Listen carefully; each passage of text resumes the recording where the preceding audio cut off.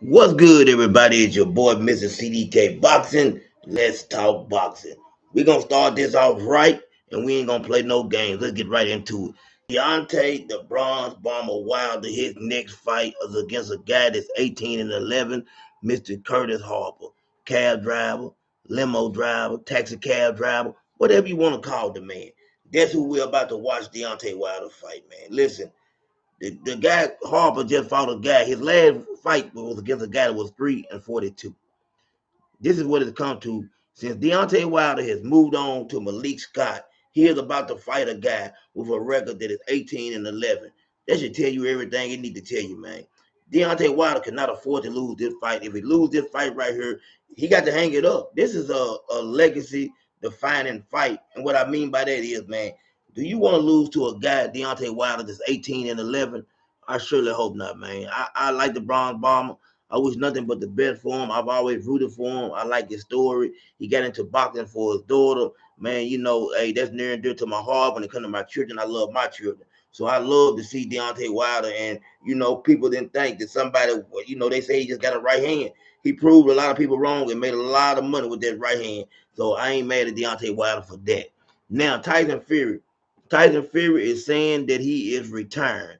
I'm gonna say this right here. There's too much money left on the table for Tyson Fury to retire. Turkey Allen Sheik is not gonna allow Tyson Fury to retire. And what I mean by that, he gonna make him an offer he can't refuse. Anthony Joshua wants to fight, and I think it's more of strategy on Tyson Fury part to get as much money as possible. Tyson Fury and Alexander Usyk made $70 million a piece in their last fight. So, ain't no way he's gonna leave another 70 million on the table. That's why when I heard people say, and no, this ain't no shade towards Tank Davis. When people say that Tank Davis is the face of boxing, I can honestly tell you, you know what I'm saying? Well, I can't honestly tell you. Tank Davis ain't made no $70 million in no fight. Those heavyweights, man, regardless of how good you think they are, or how watered down you think the heavyweight division is right now, they still getting paid a nice amount of money. And I think Anthony Joshua and Tyson Fury, they definitely gonna be over there in England or whatever, wherever they're gonna be at. They gonna sell out. He's gonna do big numbers and they're gonna get paid, man.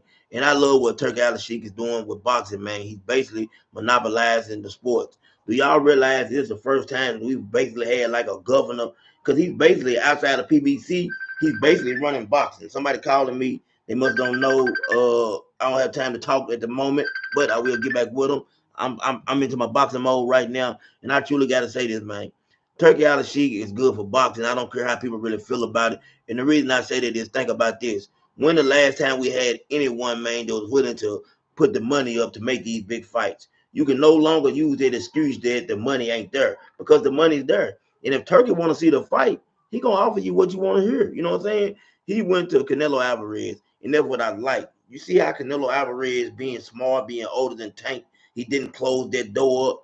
He didn't never have an attitude. When Turkey got mad because Canelo act like he didn't want to do business with him, he said a few things. Canelo said what? Business gonna still be open. You know what I'm saying? I'm willing to work with Turkey if he makes me the right offer. And then look how things are playing out. From what they're saying, Canelo Alvarez is about to get $70 million, and turns Bud Crawford about to get $50 million. Man, that's life changing money for Bud Crawford. We know Canelo been getting paid for a long time, and I'm happy to see that that Terrence Bud Crawford is about to get paid. Now, there's been a lot of stupid talk though about this fight, and I'm keeping it real, man. Anybody know me know when it comes to my black fighters, man, I love my black fighters. But I love boxing, you know what I'm saying, just as much. And I always got to tell the truth about what I see. I heard Tim Bradley over there doing live talking about how Bud's gonna win this fight. I'm just keeping it real with you, man. As a Bud Crawford fan, but somebody that's been in the ring and somebody that knows boxing and somebody that's been watching boxing for 40-some years. I don't see no way, no how that turns Bud Crawford beats Canelo. Canelo, like we always say, we know without a doubt, got one of the best chins in boxing. He got that. You can't take that from him. Canelo has seen every style there is. You know what I'm saying? We're going to go back and look at Laura. When Laura was in his prime, you know what I'm saying? Do you believe that Terrence Crawford was a better fighter than Laura? I don't know. I'm going to keep it real with you, man. I think in his prime, Laura versus Crawford, and still right now, that's a tough fight. That's how good Laura is, man. I just can't see, you know what I'm saying, Bud Crawford being able to go in there to do anything that's going to affect what Canelo Alvarez is going to do. He's going to come forward. He's gonna put the pressure on Crawford, and one or two things gonna happen. Either he's gonna beat him on points, or he's gonna knock him out. I just be honest with you. I don't see that fight going the distance. I'm rooting for Crawford. I want Crawford to win. But if I'm telling you to place your money, I'm gonna tell you the truth. And a lot of us place our money on these fights, man. And you can't bet with your heart. If I was betting with my heart, I take turns Bud Crawford in that fight. But guess what? The heart ain't gonna feed you. It's not gonna feed you, folks. So if you know what I'm saying, smart money, put it on Canelo Alvarez, man. And at the same time, I've been going back and forth with people about, I'm not a big Canelo fan. I feel like Canelo Alvarez has ducked David Benavidez. I feel like he's ducked Dave Morrell. I don't like the way Canelo Alvarez is moving. But I tell you the thing that I try to tell everybody, the younger fans, if you love the sport of boxing, you can't get a fighter and say you love the fighter and then everything he says is right. You know what I'm saying? I got little brothers, I'm gonna hold them accountable. So why wouldn't I hold somebody accountable that I don't know? I just don't like the way the Tank move, you know what I'm saying? And I respect the way the Canelo does do some things, you know what I'm saying? Like I said, with him keeping the door open for Turkey, man. We wouldn't be getting the fight, Bud and Canelo, and it's looking like possibly May. They were saying September, but Turkey don't have a lot of patience. That's one thing I like about him. When he wants you to fight, he wants you to fight. And he said to Canelo, look, now, cancel that fight with Scully or whoever this guy he's supposed to be fighting. Let's make this fight. This is what I'm gonna give you. You know what I'm saying? What you want to do. And it seems like Canelo is ready to do that. With Tank has burnt the bridges. And I'm gonna tell y'all why. And this is what people don't understand. You're not gonna get Turkey Al Sheikh money fighting whoever you want to fight. He's gonna pick who he wants you to fight, right? But he's gonna pay you. That how can you be upset or mad about that? And then you get mad when he don't invite you to a show. Well, why would you want to be there anyway? You've been talking bad about this man. You know what I'm saying? It's like somebody talking bad about you, then showing up at your doorstep.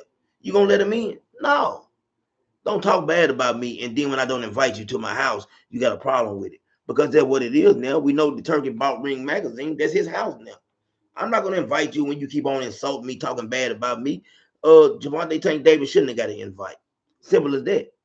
And if anybody that don't know, when I take boxing, I look at boxing. When I look at Tank, I think he's the best fighter at 135 pounds. Let's keep it real. I think he's the best fighter at 135 pounds, hands down, in my humble opinion. But I don't like the man that I see. See, it's one thing you can like Tank, but you don't have to like the man, and I don't like the man. You see how he was, what he done when it came to Terrence Bud Crawford, and I'm gonna tell you like this, man, just like I heard last night. You talking about my wife and my kids, man? I'm gonna jump on you and stand on you like a trampoline. You keep the women and kids out of the situation. You understand what I'm saying?